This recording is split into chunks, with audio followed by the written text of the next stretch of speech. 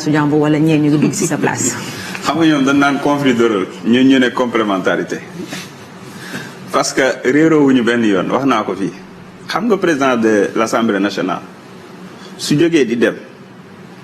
président de la République ne ko àndal ak directeur général FONSIS. C'est inédit certes mais on assume notre modèle on assume cette complémentarité ñun ñëpp dañuy dem di rooti di indi ngir dana ndaawal Sénégal mën a fees ak ndox mu sell ñëpp mën cee naan ba manti ñoo xam ni ñu koy defee ni ñu tojee suñu bopp janax tout en respectant les codes de la République hein. Parce que diplomatie parlementaire inventé wu ma ko lu ma sa am la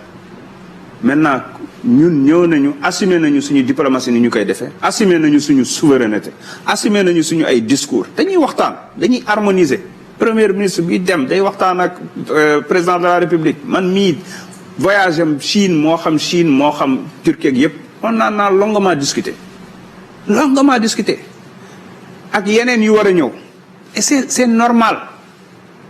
La dernière fois, il me disait que même, normalement même, je devais partir avec le président du groupe d'amitié de Turquie. Ça m'a fait le moitié de moi. Parce qu'on a un rôle à jouer. Les parlements sont les ponts entre les peuples. Te gis nga réew plus population yi di nawante di jaxasoo plus seen diplomatie ak li leen seeni liens di gën a dëgër soo xoolee Sénégal dafa am ñoo xam ne dafa am ak ñoom des liens fraternels parce que dañu dem ba suñu ay population jaxasoo moo xam Mali la moo xam Gambie la moo xam Maroc la moo xam Arabie Saoudite la moo xam entre autres parce que loolu lu fi des présidents des diplomates chevronnés ak même des religieux liggéey la ñu fekk ko fi war ko préserver war ko gën a ñoŋal dans le cadre de la diplomatie parlementaire dañ ci am vision bu leer mais di ci partager ak l'exécutif gis nga quand on reçoit des ambassades quand on se déplace vers un pays tous les voyages sont coordonnés par le protocole d'État même les QSE yi ñuy jot bu ñuy waxtaan ak ambassadeurs ñoom ñoo ñuy jox fiche concernant les relations entre nos deux pays parce que nag discours Pastef ak projet Pastef dégg naa ko lool ndax dañ ciy waxtaan tout le temps te la ma fay wax tuuti xëy na dina ci amal njariñ tuuti assemblée mais li ci ëpp ngir réew mi la ak mbiri réew mi parce que waxuma sama waxu bopp li may wax projet bi la ak fiche yi nga xam ne ñi ma koy jox ils sont dans l'exécutif te complémentarité boobu ça ne fait que damay faral di wax ne président Diomaye moom mooy xàll yoon wi gësëm garab yi premier ministre dem récolter ji ñun dañuy dem gën a unifier gën a dëgëral loolu kese la moo tax amul benn yoon réeroo ci suñu biir nit ñi rek mën nañoo wax ñu ne waaw moom daf mel ni ñaari président ñoo am ci réew mi nangam sàngam su ma leen waxoon su ma ko waxee président Diomaye li may tontu du baax parce que ñi ñee sonn rek waaye ñun day wax dëgg fa yàlla amuñu benn problème te réeroowuñ benn yoon nag ci li ñuy def man sama équipe bi ma yor fii nii ci wàllum protocole coopération et cetera c'est des agents des affaires étrangères ñoo lañ détaché indi leen fii di donc il y a aucun souci l'Assemblée nationale a une commission des affaires étrangères donc ce rôle-là dañu koy jouer ba mu mat. Vous avez vu la visite du président du Parlement vietnamien. Il est venu avec une forte délégation. On a signé au moins 5 à 6 protocoles. benn la ci assemblée yi ci des yëpp ak exécutif bi la. C'est des retombées de la diplomatie parlementaire pour le Sénégal. Il y a beaucoup de pays yoo xam ne régime parlementaire moo fa am. Par exemple. Donc de la même manière président de la République di fa dem de la même manière noonu lañu fay demee te rencontrer suñu homologue vendre la destination Sénégal la position stratégique du Sénégal la stabilité du Sénégal la jeunesse du Sénégal le climat des affaires propice du Sénégal l'attraction tey vietnamiens yi ils m'ont écrit il y a même pas 2 semaines pour wax ne seen société numérique bi gën a mag nationale ils veulent venir investir. Je le transmets à l'exécutif le ministère du numérique mu ngi nekk di coordonner ak ñoom voilà à quoi sert là cette diplomatie parlementaire là. dafa mel ni wax na sax ci mbirum résultat yi defe naa war nañ mën a. waaw que glisser ci li nga xamante ne mooy relation yi ak yeneen institutions yi monsieur le président ci dañuy dellu si waat ci cadre constitutionnel naka la tey assemblée nationale ak autres institutions yi nga xamante ne présidence de la république peut-être sànq wax nga ko mais ak gouvernement bi ak bi gën a am solo mooy conseil constitutionnel naka ngeen di liggéeyee ñeen ñi. waaw jërëjëf. li nga xam ne moo jëm ci exécutif ak législatif bi franchement liggéey bu mucc ayib la ñuy liggéey parce que aussi on a la chance ki jiite présidence ki jiite primature ki jiite assemblée même parti la ñu bokk ñi leen wër tamit pareil pratiquement pour la plupart fii députés yi on a 130 députés yoo xam ne aussi députés yi Pastef la donc c'est normal ñuy waxtaan suñu biir c'est normal ñuy harmoniser c'est normal ñuy xool naka la ñuy séddooyee projet bi il y a plusieurs propositions il y a plusieurs modifications wala loi yu war a ñëw yoo xam ne assemblée ñu ñoo koy porter mu nekk des propositions de loi il y en a d'autres exécutif bi moo koy porter on harmonise moo tax parfois di nga dégg sax ñu ne waaw ñoom day jëluñu benn initiative parlementaire et cetera on a la chance d'être avec l'exécutif am na loo xam ne ñun dinañu xool nu ñu koy séddooyee avec le timing qu'il faut parce que tamit on est venu avec 90 000 priorités à la fois te yépp nag top priorité la donc avec beaucoup d'intelligence lañ ci war a mën a liggéeyee ngir mën a être efficace pragmatique réaliser li ñu bëgg a réaliser à partir de cette session-là parce que ñi ngi liggéey daanaka ñun jëluñu vacances parlementaires ce n'est que de nom waxoon naa leen ko parce que les députés ils sont tout le temps sur le terrain les commissions rencontrent tous les directeurs les ministres les questions écrites n'en parlons pas ils sont en train de contrôler de façon constante parce que gis nga absence de contrôle boobu amoon nga xam ne DPG sax bu doon am li may wax nii DPG bu doon am les députés primature lan daan yendu di préparer DPG bi ak question yeeg yooyu ce qui n'est pas le cas chez nous rupture dafa am ci fànn yëpp de liggéey boobu ñuy def relation boobu ñu am d'abord respect séparation des pouvoirs mais quand même on travaille en parfaite intelligence sur beaucoup de choses le conseil juridique bi yor pôle juridique présidence on est tout le temps en contact on travaille tout le temps la primature pareil moo tax jàpp naa ni c'est une chance pour le Sénégal on a d'excellentes relations entre nous ba tax na sax léeg-léeg mooy indi problème ñu naan respecté wuñu protocole beeg ci état ak parce que non ñu moom casse des codes il y a des codes yoo xam ne il faut le casser parfois ñu jox non parfois ñu wax la yoo xam ne binduñ ko fenn duñ la indi fenn fu ñu ko bind waaw on va dire que président assemblée nationale amul droit gunge président de la république ñun suñu biir xamante nañu c'est vrai dinañu respecter président moo jiitu. mais loolu seen biir fan topp ci. premier ministre topp ci waaye fan nañu bind na ñu ñett waruñu ànd dox fan nañ ko bind mais c'est parce que loolu kay sant yàlla la. moo gënoon kii jaar ne di xiiru kii jaar na le di kii di yootu lii ñu naan bon ñoom ñaar kii poste kii la bëgg kii nangam loolu amul dañ ci war a sant yàlla bañ a mais li may wax rek li indi yooyu yëpp mooy amuñu ci lu ñu duut baaraam ngir critiquer ci régime bi moo tax ñi nekk ci détail la ñuy sol ak yére bi lii la jarak moom de day sañse rek waaw ñoom ñett dañuy ànd di dox di reetaan ki président moo waroon nekk ci digg bi kii moo waroon nekk ci président nee na président premier ministre chaise bi bu ko xool xulli ko te ñoo noppalu kon. d'accord bu weesoo si loolu ba tey si wàllum réforme ak yooyu haute cour de justice parce que seen campagne waxoon ngeen ko da ngeen wax ne sax ñi fi jiitu defuñu ko woon yéen teg ngeen haute cour de justice waaye mu am ñaari critiques yu taxaw opposition bi jàpp ne dañ ko war a réformer si fonctionnement. lu tax réformer wuñ ko woon ñoom ñaata at lañ fi def. le premier ministre jàpp ne dossiers yi leen indi dafa woyof da ngeen war am ay dossiers yu gën a diis ay dossiers à milliards ngeen bañ a jël ay dossiers à 50 millions ak yooyu noonu si critique yooyu noonu. yow en tant que président de l'Assemblée nationale la ban gis nga si am. xam nga d'abord ñoom mënuñu fi ñoom moom raser les murs rek la ñu war a def ndax bi ñu defoon li ñu war a def ñun bu ñu ñëwee duñ sax def réforme dañuy ñëw rek dérouler mais on est obligé xam nga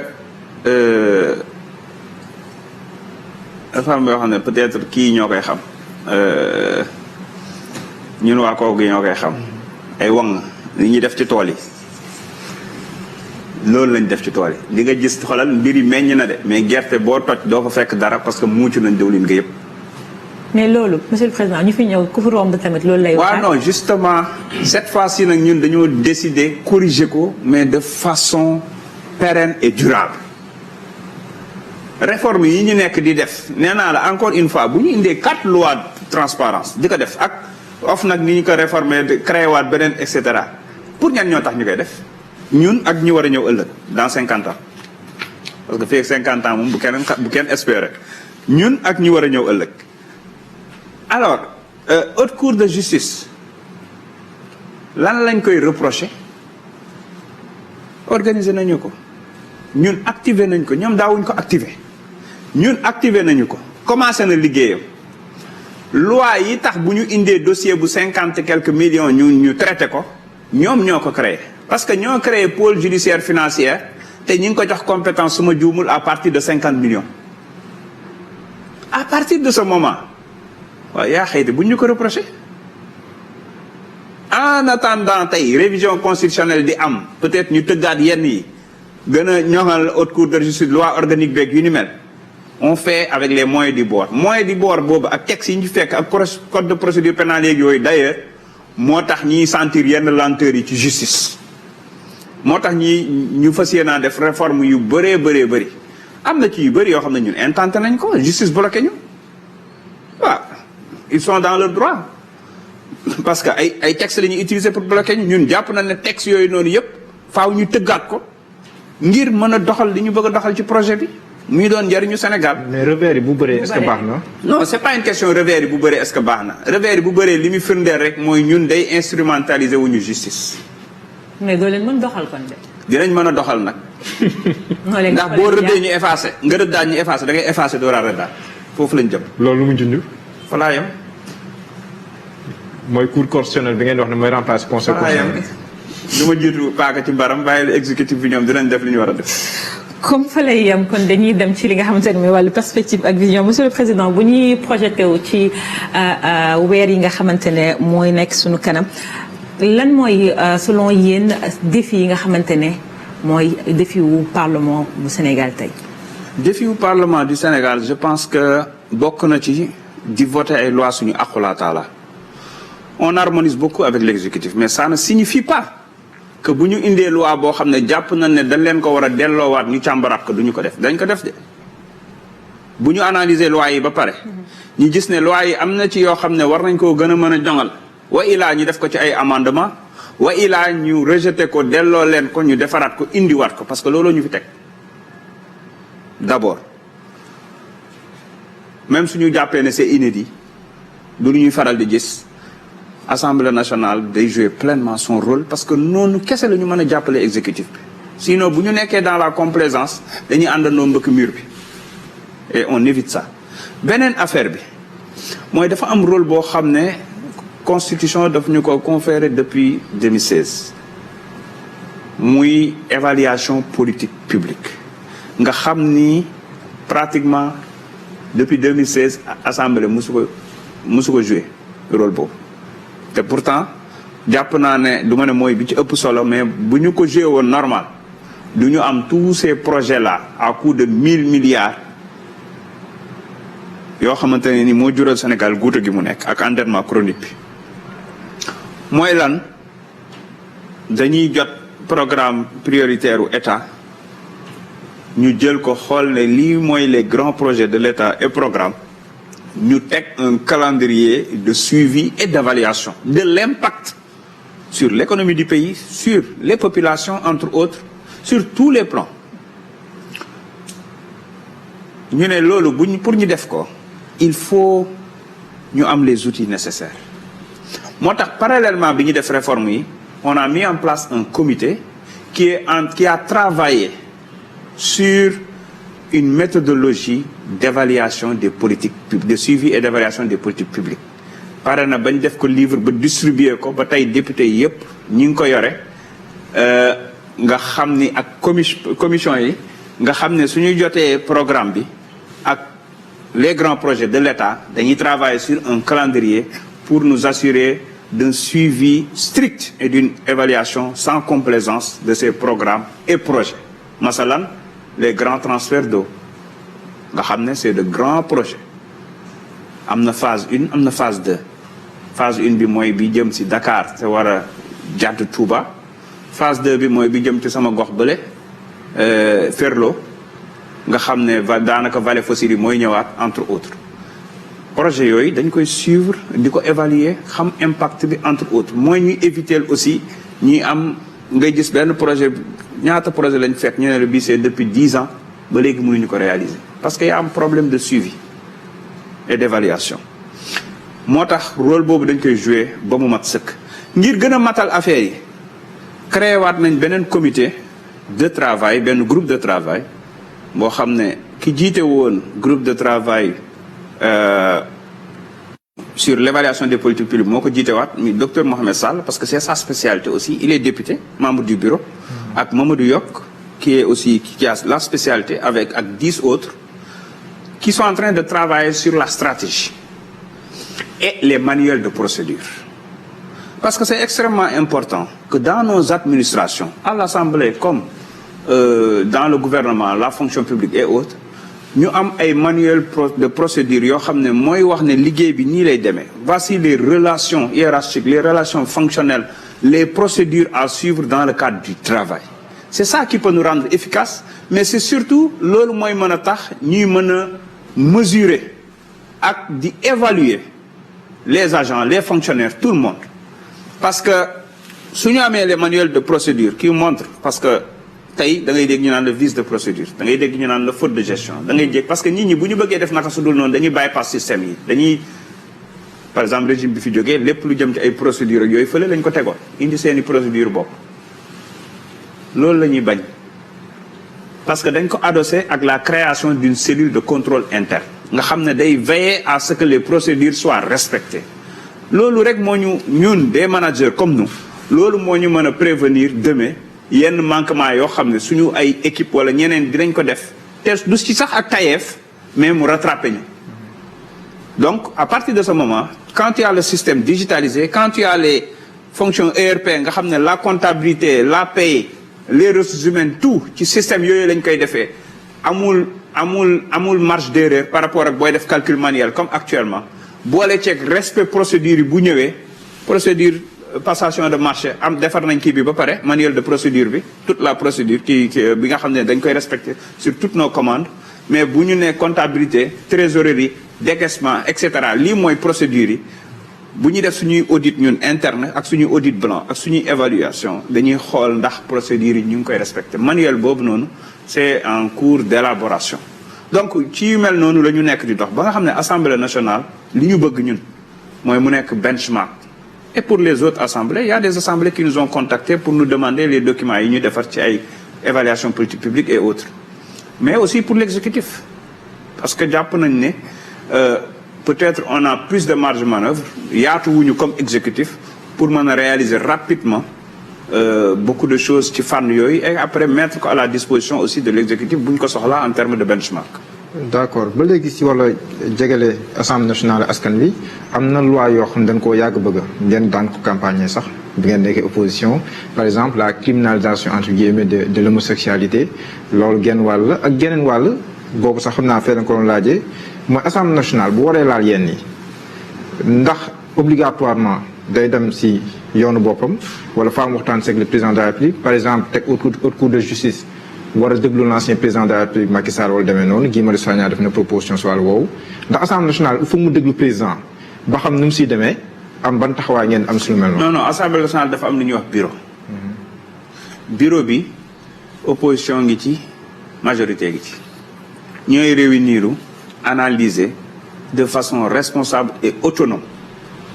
toutes les initiatives parlementaires yi ñuy jot comme ni ñu koy defee aussi ci les initiatives de l'exécutif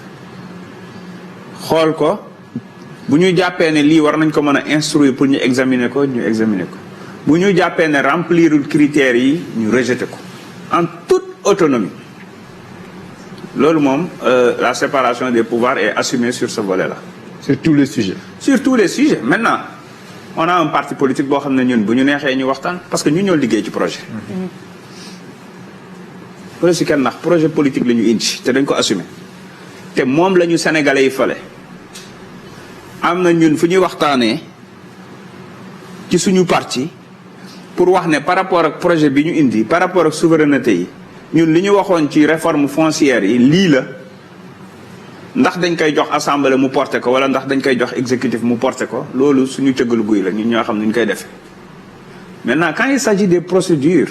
de la République, de l'État, entre autres, la justice et tout, là, on respecte les procédures. Très bien. La ñuy waxtaanee nag suñu cuisine interne en tant que parti politique par rapport au projet. foofa lay jóge moo tax su ngeen déggee ñu naan temps yi ñuy agiter discours État parti et cetera ça signifie justement qu'on a la chance que ñun ñëpp on est dans du même bord on est venu avec un projet boo tax sénégalais yi wóoluñu fa la ñuy waxtaanee mbir yi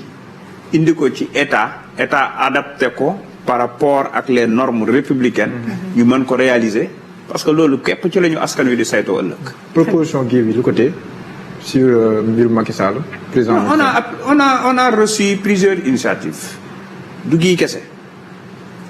mais comme on était en train de travailler sur le règlement intérieur te wax nañ ko sur le nouveau règlement intérieur on a décidé d'attendre le règlement intérieur bi pare tombeek session bi ubbi d'ailleurs j'ai déjà toutes les initiatives j'ai déjà informé le bureau en réunion de bureau toutes les initiatives moo xam bu gii moo xam bu ñeneen après le bureau va apprécier en fonction des différentes initiatives yu ñuy instruire yu ñu dul instruire. homosexualité bi. gis nga li ci xew ils ont rencontré le groupe parlementaire xam nga man je les ai reçus donc dégg naa ñu bëri wax ci j'ai été très clair man li ma leen mën a wax mooy wa ilaa ngeen xool ak exécutif ndax day doon projet de loi wa ilaa ngeen xool député yi leen ko porteel li am solo mooy lépp loo xam ne ñëw na assemblée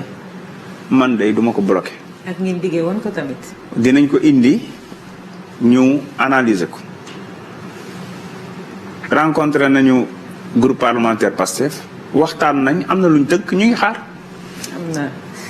am na solo donc dañuy jàll monsieur le président ci li nga xamante ne mooy actualité sociale ak rôle de médiateur sànq yaa ngi wax ci divergence yi am ci seen diggante. réew mi am na médiateur de la République ma jox rôle de médiateur. mais joxuñu la ko mais gis nañu ñu sollicité la ci ay li nga xamante ne mooy ay crise yoo xamante ne am na ci fii si biir Sénégal bi ci gën a yàggul dara mooy ci nga xamante ne médecin spécialisation greffier lan moo nekkoon vraiment ce rôle ci xam mën nañ ko wax crise am déet. alors. fii déjà xam nga peut-être nit ñi dañoo réeree rek rôle Assemblée nationale. Assemblée nationale par essence jàpp naa ne mooy kërub askan wi fi askan wi mën a ñëw indi fi seen i joytu te am na ñu bëri y a des litiges fonciers yu bëri yoo xam ne dañu koy indil je donne ça aux commissions compétentes ñoom ñu analyser ko recevoir ñooñu waxtaan ak ñoom xëy na man li ma def xëy na moo fës mais les commissions sont en train de jouer un excellent rôle ci problème yooyu di am dans plusieurs domaines parce que askan wi tamit ñoo ñu fi indi ngir ñu jaamu seeni soxla à partir de ce moment su fekkente ne médecin en spécialisation yi nekk nañ ci grève te grève bi dara wundu ko lu dul ñu mettre leen dans les conditions de mieux servir kan la ñuy servir askan wi buñ ñu seetsee diis ñu seen soxla dañ leen di déglu avec une oreille attentive parce que ces médecins-là suñ leen mettrul dans de bonnes conditions impact bi ñun ñoo koy yëgaat ñun askan bi ba tax na ñu déglu leen xam nañu lu mën a nekk xam nañu lu état attan xam nañu lu état mën a attan ci ay at ci kanam bi ñu waxtaanee ak ñoom wax dëgg fa yàlla ñu nekk ñu responsable ñu nekk ñu bëgg seen réew ñu nekk ñoo xam ne laajoon ñu dara lu dul ñu mettre leen dans de meilleures conditions c'est que ñoom dañoo nekk ci situation hybride dañoo nekk à la fois étudiant ba pare di exercer de façon professionnelle donc rien que la tutelle pose problème entre enseignement supérieur ministre de la santé Donc, les gouvernements ils se sont toujours renvoyé la balle. Mais on leur a demandé de travailler en interministériel. Nous trouver une solution. Alhamdulillah, waxtaan yi am na lu mu jur arrêté nañ seen grève ñi ngi continuer di liggéey ci conditions de travail yi et askan wi rek moo ciy am njëriñ. D'accord. Noonu lañ ko defee pour les greffiers noonu lañ ko defee on a même commencé à recevoir vos confrères on a reçu CEDEPS et tout ça ci wàllum presse di waxtaan donc li am solo mooy fii këru ñëpp la xooluñu ci appartenance wala kii il nous est hostile ou pas déedéet on reçoit tout le monde on discute tout le monde ici dans notre bureau les députés de l'opposition des non inscrits de la majorité ñëpp ay ñëw bale suba ngoon bu dégg bëccëg ku ci nekk nga wax sa soxla wala nga indi say suggestion wala say proposition après ñu xool. Président wàllum critique yi bëri na am na ñuy naan président Almali nitu système bi la ñeneen naan moo taxoon sax ñu takkal ko la mu tànk bi ñeneen dem di naan yéen a ngi wax plan de redressement sacrifice bi ngeen woo askan bi lan moo tax yéen seeni fonds politique ba léegi yéen a moom yéen a ngay voyager ak yeneen critiques yoo xam ne nii dafay faral di ñëw lu bare loolu lan nga siy toog. critiques yi mën na am yu objectif ak yoo xamante ne nii dañuy xam ne rek c'est des commandes politiques c'est normal man nitu système bi laa d'accord y a pas de souci man awma ci problème man j'assume ni ma mel apparemment dañuy bañ terme j'assume mais j'assume ni ma yàlla bindee sama comportement sama tempérament ni ko keneen assumer basam ainsi de suite ku ci nekk ak ni la yàlla bindee xam nga li ëpp solo mooy nit ki sa diggante ak yàlla li nga xam ne moo nekk sa xol ak sa yéene ak li ngay doxal yàlla def na ci parti bi ñu bëri maa leen njëkk a politique mais bu ñu xoolee fi ma jaar ci politique war nañu mën a xam déjà war nañu mën a def sama profilage ndax yaakaar naa ni su ma nekkoon nitu système bi dëgg comme ni ñu koy waxee du ma jàppale ay Ablaye Bathily ay Landing Savané ca jamono yooyu nag laa wax ba ci Ibrahima Fall ba tey ma daanu Pastef xoolal trajectoire boobu déggoo ma PS déggoo ma PDS déggoo ma APR et yàlla xam na ni su ma fa bëggoon a dugg dinaa fa dugg su ma bëggoon a am ay ndombal tànk dinaa ko am te du man kese ak ñeneen ci parti bi seulement man dama bokk ci ñi nga xam ne ragaluma jonjog système bi gis nga 2011 2012 foo ñu daan fekk j'étais avec Benoît Samb Abdou Mbow Thierno Bocoum Mame Mbaye Niang ak yeneen représentants des jeunes des partis ñu doon xeex contre la candidature de trop du président Wade xamante nañ bu baax de ñoom xam nañ ma man xam naa leen mësul tax ma bouger yootaa ci samay principe parce que patriotisme dama ko gëm avant même l'avènement de Pastef boo recherché ci Facebook di nga gis benn compte bu tudd Patriotes Unis du Sénégal man maa ko créé woon en 2011 parce que dama ko yàgg idéalisé moo tax bi ma gisee Pastef j'ai dit alhamdulillahi rabbil alamin la ma doon seeta ngi ni ma gis fa ñu ma gën a nekk patriote donc dama jàpp ne système bi pour nga xeex ko de façon efficace da ngay jonjoog moom man dama daan nekk ak ñoom ñuy des débats d'idées dans des groupes comme Réhabilitons notre Sénégal nga xam ne jamono yooyu Françoise Hélène Gaye moo ko créé woon ay ñoom l'ancien premier ministre ñoom Mamadou Lamine Loum ñëpp dañ ci daan dugg ñuy débat d'idées parce que jàpp naa ne mat gu doy ni jonjoog système bi du tax ma mel ni ñoom mais mën naa fexe ñu bëri si ñoom mel ni man loolu laa gëm wóolu naa sama bopp ci côté boobu d'accord damaa nekk ni système bi moo tax ñu takkal ma bracelet dugaluñ ma ci kaso bi musuma ci wax mais je dois vous dire que bi ñu ma proposé bracelet électronique bi j'ai refusé maître Bamba Cissé fekke na ko maître Ciré Clédor Ly fekke na ko maître Amadou Sow fekke na ko ci bureau Maham Diallo ils ont tout fait pour ma jël bracelet bi ma ne leen damay dugg parce que man xam naa ne su ma duggee ci tooñ gi ñu ma tooñ je serai une patate chaude maître Bamba Cissé moo rocceeku woo Ousmane Sonko ne ko El Malick dafa bañ a jël bracelet bi mu passe ma téléphone bi mu ne ma sama rak jëlal bracelet bi le parti aura plus besoin de toi dehors qu'à l'intérieur voilà les raisons pour lesquelles j'ai accepté de prendre le bracelet j'en ai jamais parlé te li may wax ñi ko fekk ñëpp ñu ngi dund nit ñi mën nañu am de la subjectivité ci doomu aadama yi parce que xamuñu leen ndax nag xeex ak Wàdd bi gënoon na métti lool ca jamono yooyu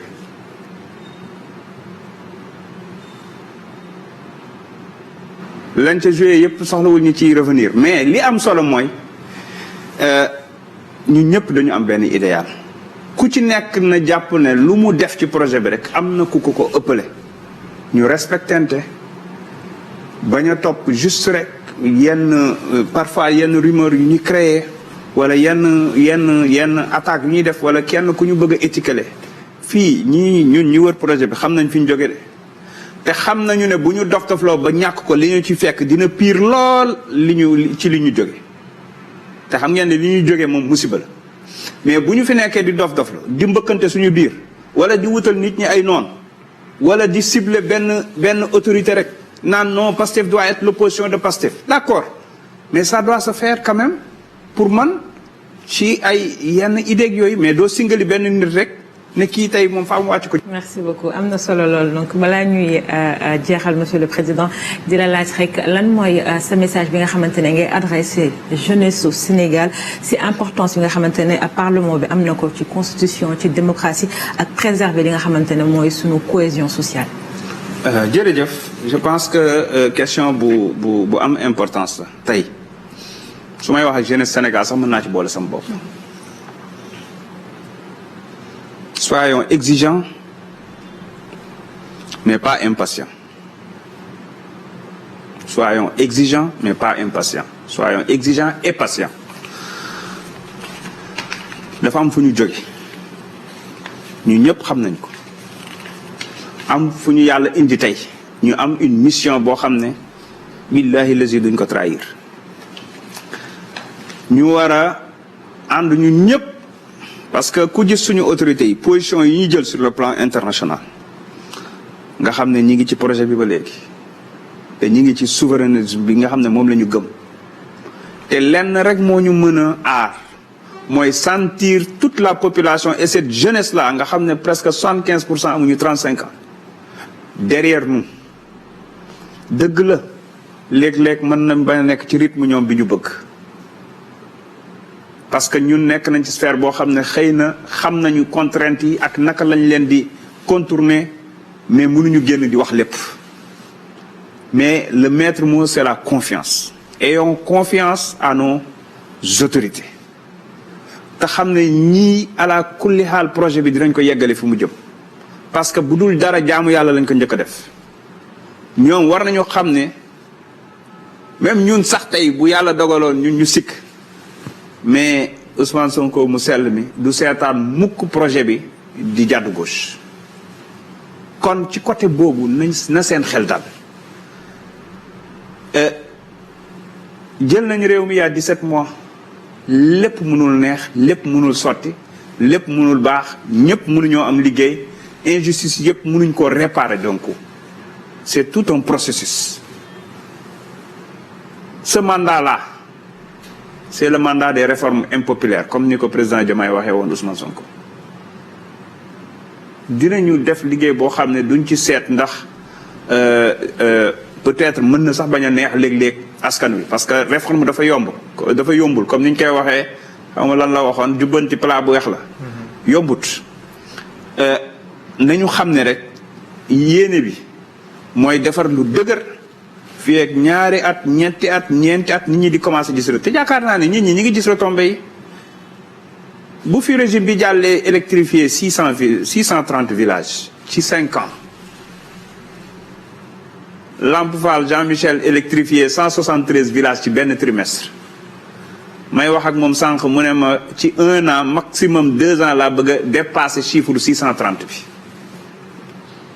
fekk contrat bu ñu signé pour 700 parce que ASER rek la ñuy wax mais signé na contrat ak am nañ contrat ak français yi c'était 706 villages mu renégocier ko ba 1000 villages on gagne combien pratiquement 284 villages pareil ci ASER ngeen dégg coow yi ci am yëpp mais li neex si coow yi xam ngeen lan la ñun dañoo ñëw ne dañoo renégocier pour l'intérêt du pays fekk tant de villages ñu yokk ci plus de 280 villages ñoom ñu ñëw nañu dañ leen a corrompre pour ngeen renégocier pour l'intérêt du pays alhamdulilah xam nga moo tax en réalité ngay sentir seen impertinence parce que ak lu mën a xew lii askan wi gis te jàpp ko mooy fekk nañu yëf yi ci lii ñu négocier ko ba tey boo boolee 2 contrats yi lu mat juróomi téeméeri village 500 villages lu ko ëpp dinañu bénéficier wu ci électrification avec le même contrat et le même montant. Admettons que chaque village c'est 100 ou 200 personnes. Combien de personnes seront touchées? Lan le ministre de l'énergie nekk di def ci gaz bi ak pétrole bi nga xam ne Senelec bientôt gaz am lay utiliser à partir de 2026. Courant bi bu wàññeekoo on sera plus attractif économiquement. Industrie yi gën a yokk entre autres économie sociale et solidaire bi nit ñi tey village boo électrifié les femmes yi nga xam ne dañuy nekk ci transformation conservation des produits laitiers et cetera loolu mooy stimuler suñu économie et que buy mandat bi di jeex day fekk Sénégal nekk ci benn pente ascendante boo xamante ne ni corrigé nañu loo xóor ak problème yi fi amoon yépp ñàkk nañu ñi fi nekk di gérer indi nañu transparence bi def nañu reddition des comptes parce que kenn du wax ne reddition des comptes amul parce que gars yi ngi kon ne di wuyu de c'est des centaines et des centaines ñoom xam nañ ko bu baax te ñu ci bëri nag waxuñu. Encore une fois l'État l'exécutif viendra avec en tout cas étape bii nii dañu évaluer di ngeen gisaat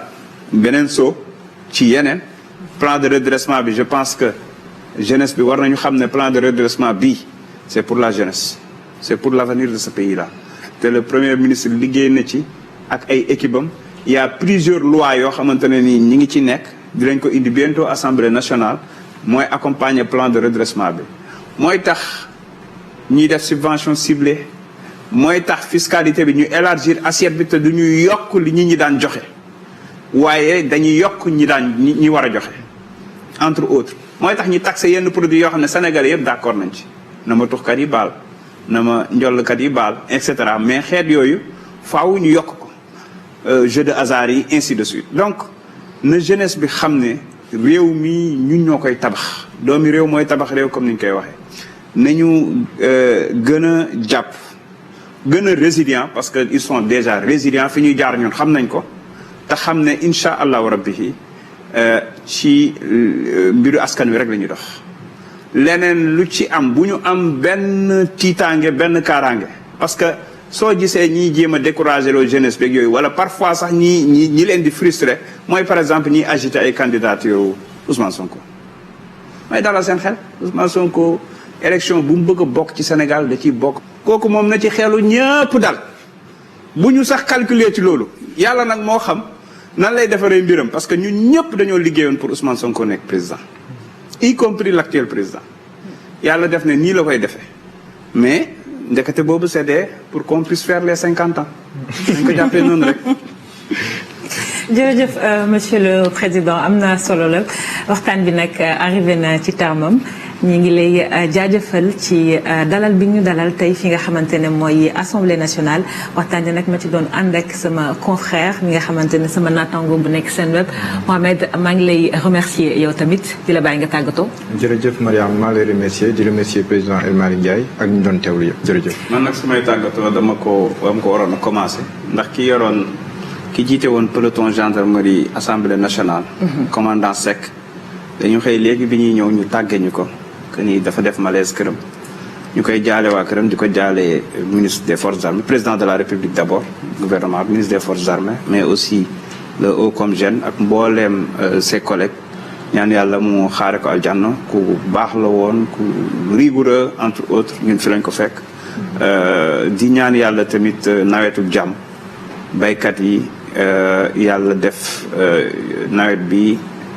ñu jëlee ci lu koy seen njort ñi ci inondation yi yooyu yëpp mënoon nañ ci wax ñu ñaan yàlla tamit mu en tout cas gën a yombal mbir yi xam nañ ne ministère de l'hydraulique ak état du Sénégal ñu ngi ci liggéey bu mucc ayib ba tax tey malgré ren ñi taw yi takarnaase yaakaar naa ne kenn naatablewul liggéey bu mucc ayib bu ñu ci def